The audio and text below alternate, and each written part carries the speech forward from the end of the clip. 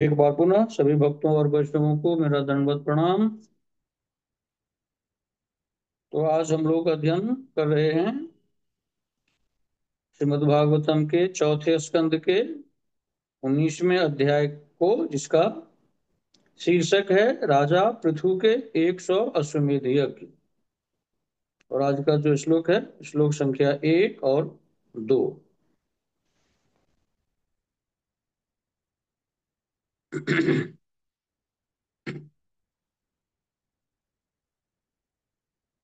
श्लोक संख्या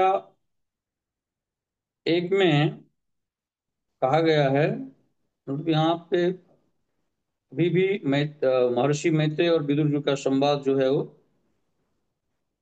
चालू है। तो महर्षि मैत्रेय विदुर जी से कहते हैं कि हे विदुर, राजा पृथु ने उस स्थान पर जहाँ सरस्वती नदी पूर्वमुखी होकर बहती है 100 अश्वमेध यज्ञ आरंभ किया। यह भूखंड ब्रह्मावर्त कहलाता है, जो स्वयंभू मनु द्वारा शासित था। तो ये जो ब्रह्मावर्त क्षेत्र है, जो अभी भी भारतवर्ष में उत्तर प्रदेश में कानपुर शहर है, उस क्षेत्र को कहा जाता था उस समय में। तो वहां पे महाराजा पृथु, जैसा कि हम लोगों ने पिछले कुछ श्लोकों में अध्ययन किया कि अब उनका जो राजपाट है वो सुचारू रूप से चलने लगा है, क्योंकि पहले तो राज्य के नागरिकों को खाने पीने के लिए अन्न की व्यवस्था नहीं थी। फल सब्जी साग ये सब की व्यवस्था नहीं थी। तो फिर पृथु महाराज ने पृथ्वी माँ से जो निवेदन किया, फिर उसके बाद पृथु महाराज ने सारे जंगलों को पहाड़ों को समतल बना करके, और फिर हर एक प्राणी हर एक जीव अपनी आवश्यकता अनुसार अपने खाने पीने की वस्तुओं को अपने इच्छानुसार अपने आवश्यकता अनुसार सारी जो जिसको चाहिए उन्होंने पृथ्वी माँ से मांगी, और सबको सब कुछ प्राप्त हुआ। अब इस 19वें अध्याय में महाराजा पृथु जो है वो 100 अश्वमेध यज्ञ करने जा रहे हैं। उन्होंने 100 अश्वमेध यज्ञ करने का जो है वो निश्चय किया है।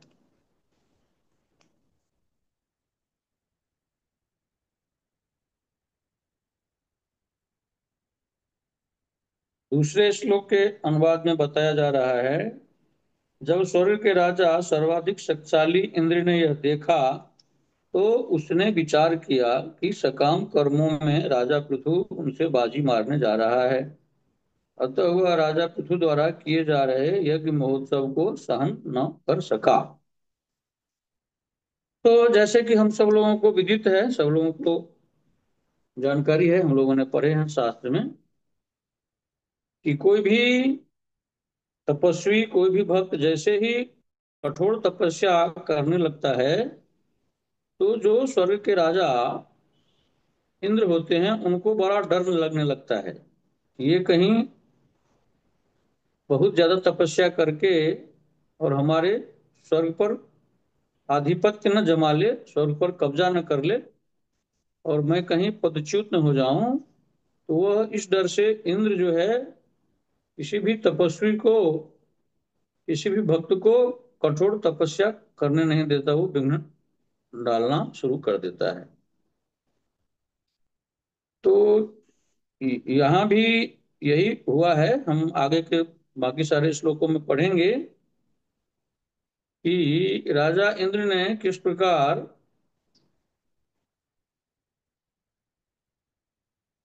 महाराजा पृथु के 100वें यज्ञ में बाधा पहुंचाई, और अंततः उनको 100वां यज्ञ जो है वो पूरा करने नहीं दिया।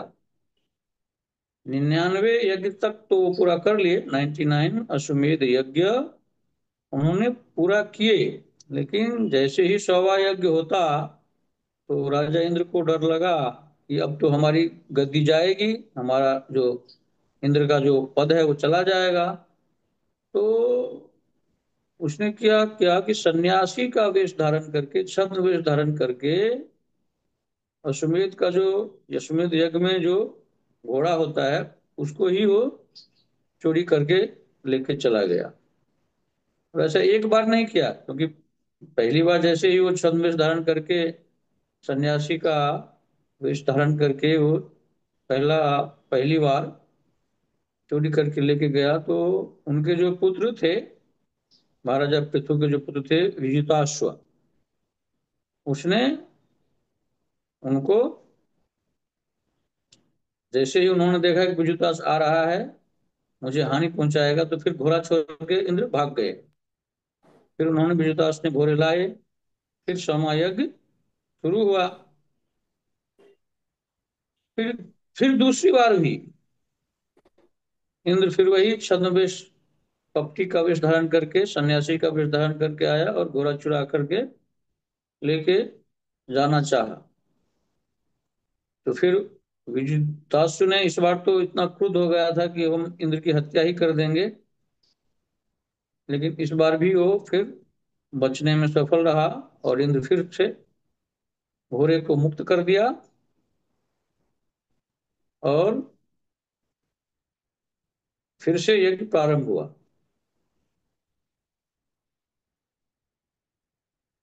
लेकिन इस बार क्या हुआ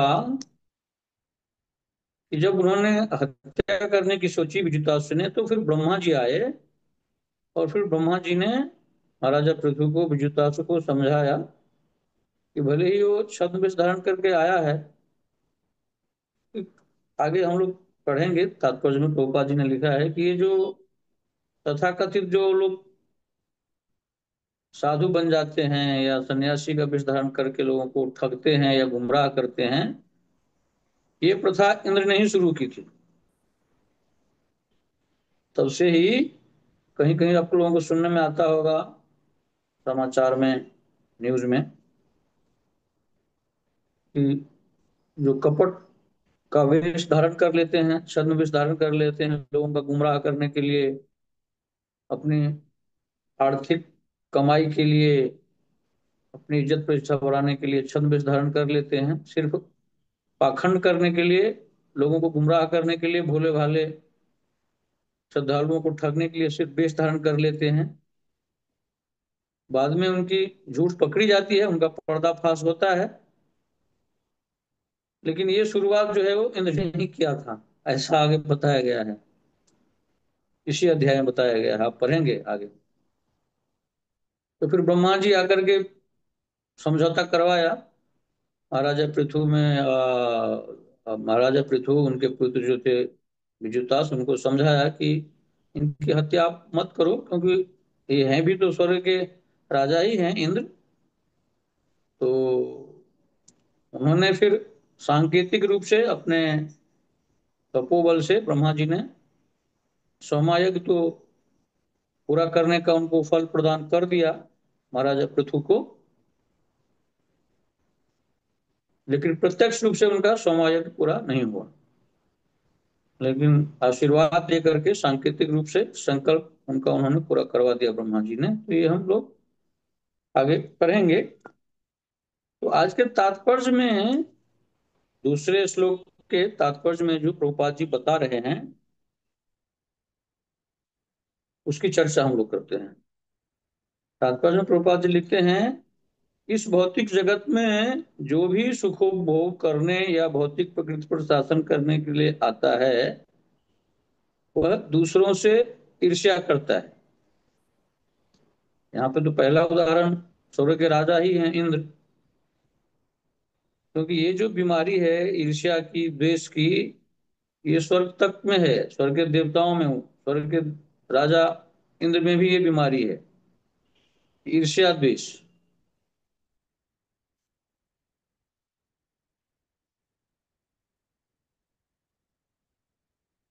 क्योंकि जैसा हम लोगों को ज्ञात होगा कि राजा इंद्र तो इतने ईर्ष्यालु हैं कि जैसे भक्त शिरोमणि प्रहलाद जी महाराज, उनके पिता हिरण्यकश्यपु जब जंगल में कठोर तप करने के लिए गए थे, उनके तपोबल से जो अग्नि की ताप निकलती थी वह स्वर्गलोक तक गई, और इंद्र घबरा करके उन्होंने प्रयास किए उनका भी तप भंग करने के लिए। और उन्होंने तो यहाँ तक किया कि हिरण्यकशिपु की पत्नी जो कयाधु थी, जिनके गर्भ में भक्त शिरोमणि प्रहलाद जी पल रहे थे, जिनके गर्भ में, तो इंद्र के आदेश के बाद देवताओं ने कयाधु जी को ही अपहरण करके लेके जा रहे थे कि यह गर्भ में जो बच्चा पल रहा है उसका पिता अगर इतना तपस्वी है, जो तपस्या करके हमारे स्वर्ग पे कब्जा करेगा, तो उसका फिर बेटा कैसा होगा। तो इसके लिए वो माता कयादु को ही अपहरण करके ले जा रहे थे कि इनका ही वध कर देंगे, तो ना उसकी माँ रहेगी ना उनके गर्भ में पलने वाला बच्चा रहेगा। तो फिर जब अपहरण करके देवतागण कयादु को लेके जा रहे थे, तो रास्ते में नारद जी मिल गए। ये सब भगवान की लीला थी, नहीं तो फिर प्रहलाद जैसा महान भक्त, भक्त शिरोमणि प्रहलाद जी फिर कैसे आते और हम लोगों को शिक्षा देते। क्योंकि ये जो नवधा भक्ति है, श्रवणम कीर्तनम विष्णु, श्रवणम कीर्तनम विष्णु, विष्णु पाद सेवनम अर्चनम वंदनम दास्यम सख्यम आत्मनिवेदनम। ये जो नवधा भक्ति है, ये प्रहलाद जी के द्वारा ही दिया गया है। तो प्रहलाद, तो नारद जी जो है वो रास्ते में उनको मिल गए और फिर उनको समझाया बुझाया उन देवताओं को, ये इनके गर्भ से जो उत्पन्न होने वाला बालक है वो भगवान का महान भक्त होगा, ये असुर नहीं होगा। इसके लिए तुम लोगों को कोई खतरा नहीं है इन बच्चे से, इसके लिए तुम लोग डरो मत और इस कयाधु को छोड़ दो। तो फिर कयाधु को नारद जी लेकर के अपने आश्रम पे गए, उनकी सारी व्यवस्था करवाई। और फिर हम सब लोगों को विदित है कि प्रहलाद जी का जन्म हुआ और कितने बड़े भक्त बने, भक्त शिरोमणि, जो आज मतलब युगों युगों तक वो भक्ति के आदर्श हैं। अभी भी हम लोग उनका शिक्षा ग्रहण करते हैं उनके आचरण से।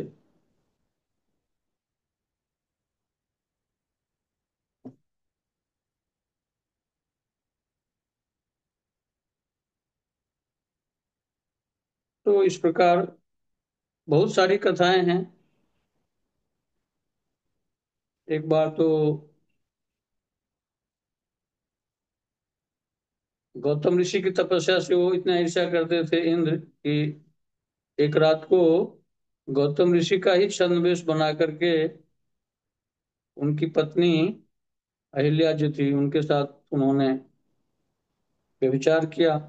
इसके कारण उनको श्राप भी लगा और अहिल्या जी को भी गौतम ऋषि ने श्राप दे दिए, जो पत्थर बन गई थी शिला, जिसको भगवान मर्यादा पुरुषोत्तम राम जब जा रहे थे जनकपुर, तो रास्ते में उस पत्थर को अहिल्या जी का उद्धार किया था।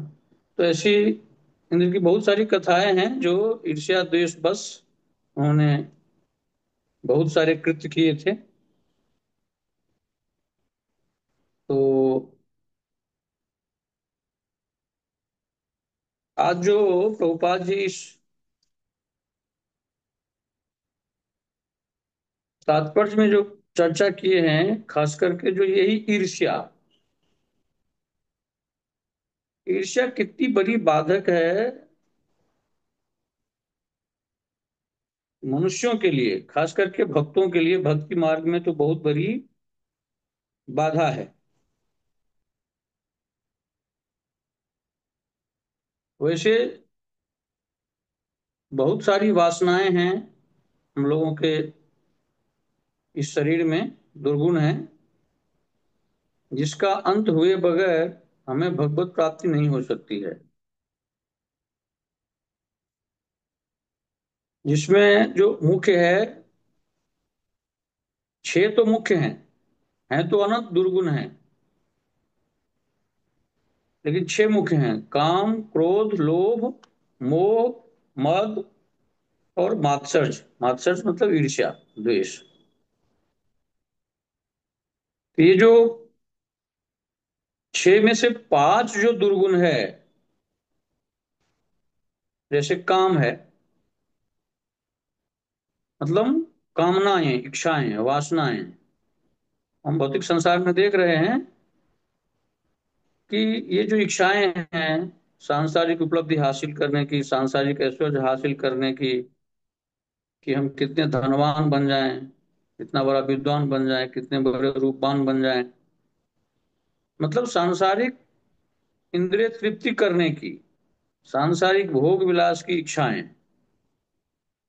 अनंत जन्मों से हम यही करते आ रहे हैं, लेकिन सांसारिक इच्छाएं, वासनाएं कभी भी पूर्ति नहीं होती, और इसके फलस्वरूप अनंत जन्मों में जन्म मरण के चक्कर में भटकना पड़ता है। इसका जो जड़ है, यही सांसारिक भौतिक कामनाएं हैं, वासनाएं हैं। तो जब हम भक्ति मार्ग पर चलते हैं, तो गुरु के मार्गदर्शन में, संतों वैष्णवों के संग में रह करके इस कामनाओं को भगवान की तरफ मोड़ा जा सकता है, मोड़ा जाता है। जैसे सांसारिक कामनाएं, वासनाएं, इच्छाओं को हम जब भक्ति मार्ग पर चलते हैं, तो इसको भगवान कृष्ण की सेवा की तरफ मोड़ देते हैं। फिर हमारी जो कामनाएं हो जाती हैं, इच्छाएं हो जाती हैं, कि हम कितना ज्यादा से ज्यादा भगवान की सेवा करें, संतों वैष्णवों का कितना संग करें, कितना संतों वैष्णवों की सेवा करें, हम कितना भगवान की भक्ति करें, ताकि हम गोलोक वृंदावन धाम वापस लौट सकें और इस जन्म मरण के बंधन से छूट सकें, हमारा यह भवरोग कैसे मिटे। ये इच्छाएं, कामनाएं हम में जागृत हो जाती है जब हम संतों वैष्णवों का संग करते हैं तब, और गुरु के शरणागत हो जाते हैं। दूसरा जो सबसे बड़ा दुर्गुण है, क्रोध। यानी ये काम से ही उत्पन्न होता है। काम जो है, ये क्रोध और लोभ की जननी है। यानी सांसारिक इच्छाएं, कामनाएं जब पूरी हो जाती हैं, तो फिर लोभ जग जाता है। जैसे हम करोड़पति हो गए, तो लोभ जग जाता है जल्दी से जल्दी हम अरबपति हो जाएं। और वही कामनाएं, वासनाएं, इच्छाएं जब पूरी नहीं होती है, तो फिर क्रोध आता है। तो क्रोध और लोभ का जो जननी है, इन जन्म दाता है, वो काम है, कामनाएं हैं। तो पहला है काम, दूसरा जो है क्रोध, जो काम से ही उत्पन्न होता है। तो क्रोध ऐसा है कि बहुत बड़े जघन्य अपराध करवा देते हैं। हम भौतिक संसार में देखते हैं, क्रोध से या तो लोग दूसरों की हत्या भी कर देते हैं, या खुद की आत्महत्या भी कर लेते हैं, और फलस्वरूप उसका जो है पूरा मानव जीवन जेल में, कारागार में व्यतीत होता है। तो अगर वो क्रोध लोग अपनी स्वार्थ की पूर्ति के लिए, सांसारिक वासनाएं, इच्छाओं की पूर्ति के लिए वो क्रोध करता है, तो उसका जो फल होता है बहुत नुकसानदेह होता है, घातक होता है। लेकिन इसी क्रोध को हम भागवतिक रूप में कभी कभी करते हैं, तो वो जो है वो अपराध नहीं होता है। जैसे जो भक्तों से, संतों से द्वेष रखता है, ईर्ष्या रखता है, उस पर हम अगर कभी कभी क्रोध करते हैं, तो उसको अपराध नहीं माना जाता है। या जो मायावादी या नास्तिक लोग, अगर हम कहीं पे हैं और अगर वो भगवान की निंदा करता है, शास्त्रों की निंदा करता है, अगर हम उस पर क्रोधित हो जाते हैं, तो उसको अपराध नहीं माना जाता है। तो ये क्रोध भी भागवतिक हो जाता है।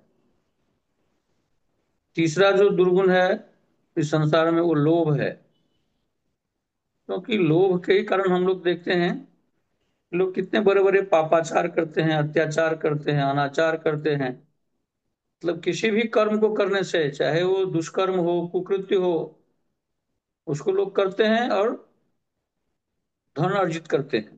पापाचार में करने से डरते नहीं है, भले ही पापाचार करना पड़े, व्यभिचार करना पड़े, दूसरों को कष्ट तकलीफ देना पड़े, दूसरों की संपत्ति को हड़पना पड़े, लेकिन हमारी संपत्ति बढ़े, हम धन अर्जन ज्यादा से ज्यादा करें, इस प्रकार का लोभ होता है संसार में भौतिकवादियों को, मायावादियों को। लेकिन जो भगवान के भक्त होते हैं, वैष्णव होते हैं, उसको तो प्रारब्ध बस जो कुछ भी मिल जाता है, और अपने कर्म के अनुसार, मेहनत के हिसाब से भगवान सब कुछ देते हैं, भगवान ही योग से वहन करते हैं। लेकिन उसका जो मुख्य लोभ होता है वैष्णवों का और भक्तों का, वो होता है कितना ज्यादा से ज्यादा हम सत्संग करें, इसका लोभ होता है भक्तों का और वैष्णवों का। कितना ज्यादा से ज्यादा हम भगवान की कथा का श्रवण करें, हरि कथा सुने, हरिनाम संकीर्तन कितना से ज्यादा हम लोग करें, हरे कृष्ण महामंत्र का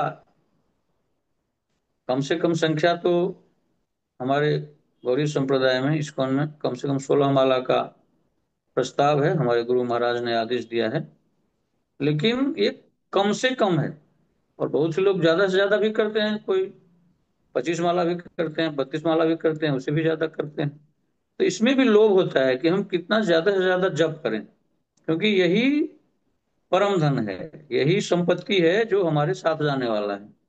इस भौतिक संसार के कोई भी वस्तु हमारे साथ जाने वाला नहीं है। यह शरीर भी नहीं जाता है जिसको हम अपना मान बैठे हैं अनेक जन्मों से, ये शरीर भी साथ नहीं जाता है, तो बाकी और कौन सी वस्तु जाएगी। लेकिन ये हरिनाम की संपत्ति जो हम जितना जितना कमाएंगे, ये हरिनाम हमारे साथ जाता है। चौथा जो दुर्गुण है वो है मोह।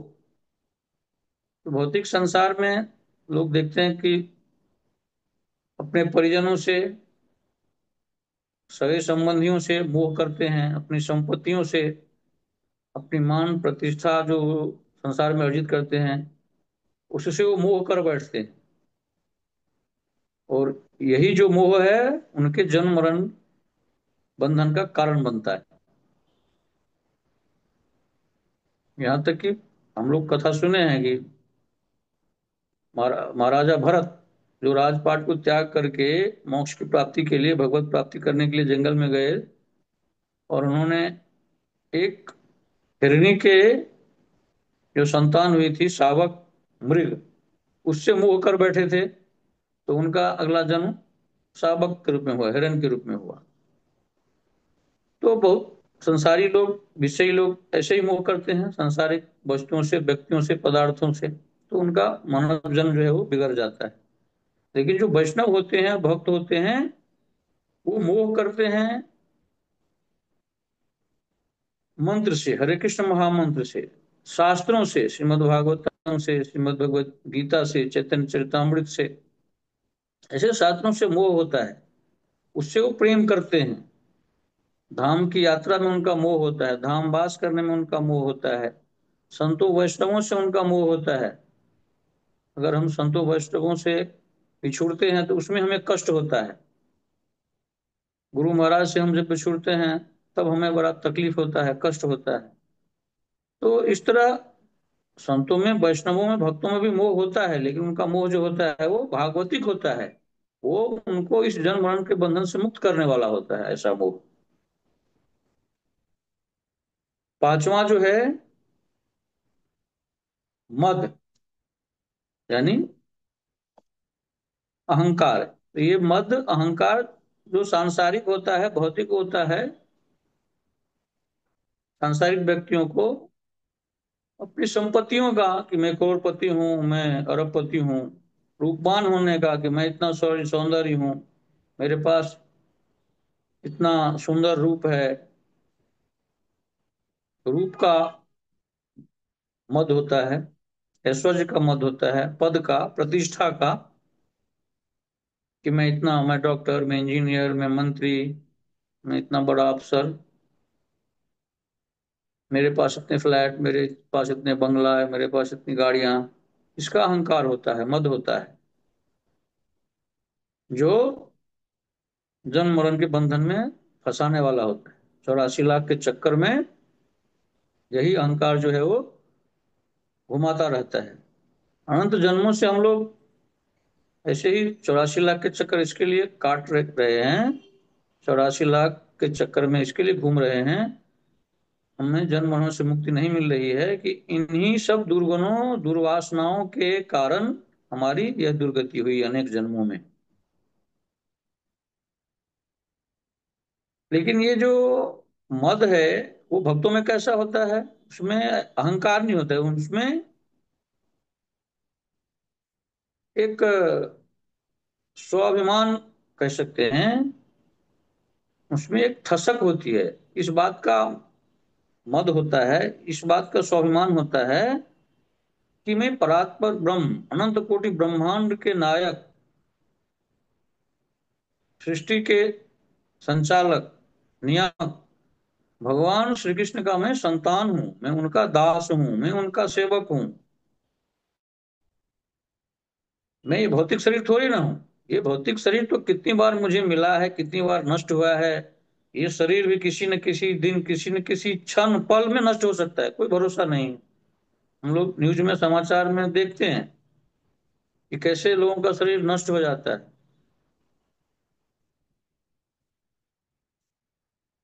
क्षण पल में, कोई भरोसा नहीं है। इस शरीर का ऐसा नहीं है कि ये शरीर कभी बूढ़ा होगा, वृद्ध होगा तभी ये नष्ट होगा, या बीमारियों से ग्रस्त होगा तभी नष्ट होगा, ऐसा नहीं है। किसी किसी का शरीर तो गर्भ में ही नष्ट हो जाता है, किसी किसी का शरीर बचपन में ही नष्ट हो जाता है, किसी का शरीर युवावस्था में नष्ट हो जाता है। तो वृद्धावस्था में ही ये शरीर नष्ट होगा, इसकी कोई गारंटी नहीं है। तो भक्तों वैष्णवों का जो, प्रेमियों का जो मत होता है, ये होता है कि मैं भगवान का शरणागत हूँ, मैं भगवान का दास हूँ, मैं भगवान के चरण कमलों में मैं आश्रित हूँ। तो अब मुझे कैसा डर, मुझे कैसी चिंता? अगर हम भगवान के शरणागत हो गए, गुरु के शरणागत हो गए, भगवान के सामने अगर हमने आत्मसमर्पण कर दिया, तो फिर सारा योग स्वयं भगवान वहन करते हैं। हमारे जो रक्षक हैं, हमारे जो मार्गदर्शक हैं, हमारे जो स्वामी हैं, मालिक हैं, वो अनंत कोटि ब्रह्मांड के सर्वशक्तिमान भगवान श्री कृष्ण हैं। तो फिर किस बात का डर? तो ऐसी ठसक जो है, ऐसा भरोसा, ऐसा आत्मविश्वास, ऐसा मद भगवत भक्तों में होता है। सांसारिक अहंकार नहीं होता उनमें, भौतिक अहंकार नहीं होता भक्तों में, वैष्णवों में। और छठा है मात्सर्य, जिसका आज के दूसरे श्लोक में प्रभुपाद जी चर्चा कर रहे हैं। ये इसी ईर्ष्या को कहते हैं, द्वेष को कहते हैं। तो ये पांच जो हमने भी चर्चा की, सांसारिक दुर्गुण वासनाएं, ये पांचों को तो भगवान की तरफ मोड़ा जा सकता है, मोड़ा जाता है। इस पांचों दुर्गुण को हम भगवान की तरफ मोड़ करके इसको हम भगवत प्राप्ति का साधन बना सकते हैं। काम को, क्रोध को, लोभ को, मोह को और मद को। लेकिन जो छठा है मात्सर्य, ईर्ष्या, इसको नहीं मोड़ा जा सकता है।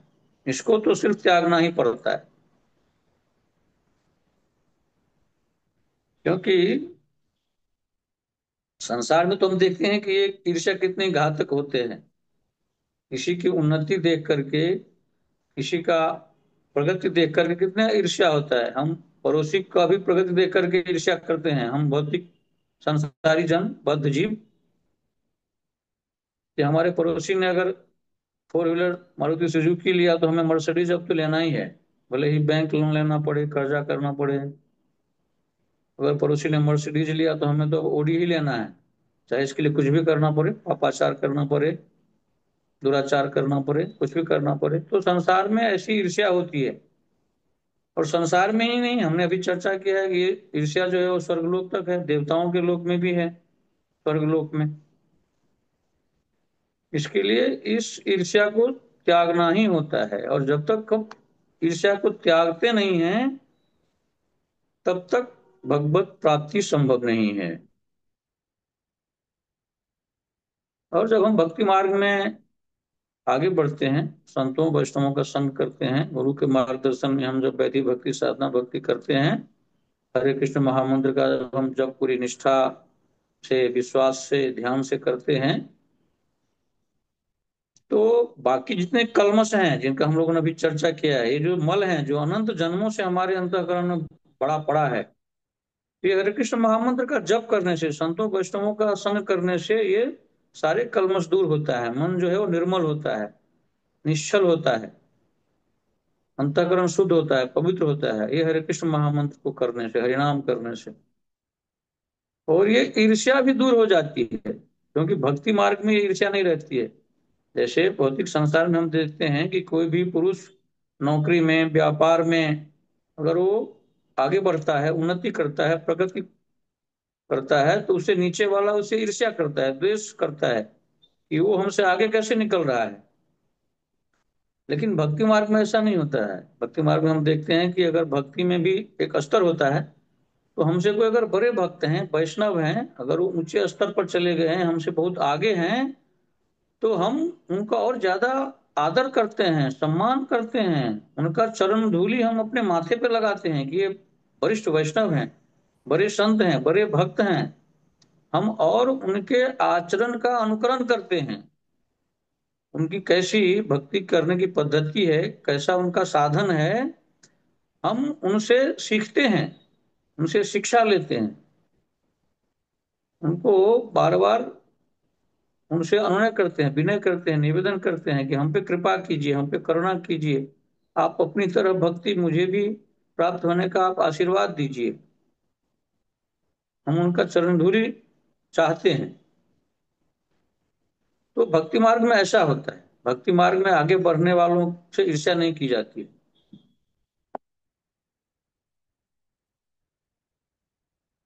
क्योंकि जब तक ईर्ष्या द्वेष रहेगा, मतलब संसार में जब तक किसी एक भी व्यक्ति से हमारे मन में अगर थोड़ी सी भी ईर्ष्या है, द्वेष है, तब तक हम भक्ति मार्ग में प्रगति नहीं कर सकते, तब तक हम भगवत प्राप्ति नहीं कर सकते।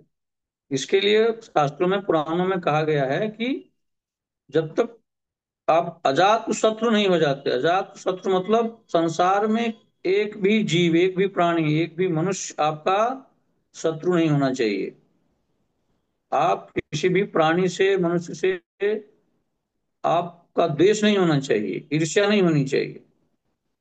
जब तक ये शून्य नहीं होगा, द्वेष भाव, ईर्ष्या भाव, तब तक आप भगवत प्राप्ति नहीं कर सकते। भगवत गीता में भी कहते हैं, भगवान स्वयं कहते हैं, अर्जुन को कहते हैं। अब आप पढ़ना अध्याय, अभी तो समय नहीं है। ये श्रीमद् भगवत गीता के 11वें अध्याय के 55वें श्लोक में, श्रीमद् भगवत गीता चैप्टर 11 श्लोक 55 में भगवान श्री कृष्ण अर्जुन से कहते हैं, मत कर्म कृन मत परमो मत भक्त संग वर्जित निर्वैरः। ये निर्वैरः बोल रहे हैं। निर्वैरः का मतलब ये होता है कि कोई भी हमारा वैरी नहीं होना चाहिए, दुश्मन नहीं होना चाहिए। निर्वैरः सर्वभूतेषु यह स मामेति पांडवः। हे अर्जुन, जो व्यक्ति सकाम कर्मों तथा मनोधर्म के कल्मश से मुक्त होकर मेरी शुद्ध भक्ति में तत्पर रहता है, जो मेरे लिए ही कर्म करता है, जो मुझे ही जीवन लक्ष्य समझता है, और जो प्रत्येक जीव से मैत्री भाव रखता है, यानी द्वेष रहित होता है, वह निश्चय ही मुझे प्राप्त करता है। यानी भगवत प्राप्ति के लिए द्वेष रहित होना, निर्वैर होना परम आवश्यक है। तो इसी ईर्ष्या की चर्चा जगदगुरुशील प्रभुपाद जी इस तात्पर्य में किए हैं कि इस ईर्ष्या को जड़ से खत्म करना बहुत जरूरी है। क्योंकि बाकी जो सारे दुर्गुण हैं, दुराचार हैं, उसको तो भगवत भक्ति से, हरे कृष्ण महामंत्र के जप से, संतों वैष्णवों का संग से, शास्त्र के अध्ययन से दूर किया जा सकता है, या उसको भगवान की तरफ मोड़ा जा सकता है। लेकिन इस ईर्ष्या को, द्वेष को समाप्त करना ही एक विकल्प है, जिसको हम शास्त्रीय अध्ययन से, भक्तों वैष्णवों का संग करके, हरे कृष्ण महामंत्र का जप करके, गुरु के मार्गदर्शन में वैदिक भक्ति साधना भक्ति करके इसको भी हम दूर कर सकते हैं। बहुत सारे भक्तों ने वैष्णवों में किए हैं, भगवत प्राप्त किए हैं, कर रहे हैं। तो इसी नोट के साथ, और जो गुरुशील प्रभुपाद जी के इसी शिक्षा के साथ हम आज के सत्र को विराम देते हैं। हरे कृष्णा, हरे कृष्णा, कृष्णा कृष्णा, हरे हरे, हरे राम, राम राम, हरे हरे। हरे कृष्णा माता जी।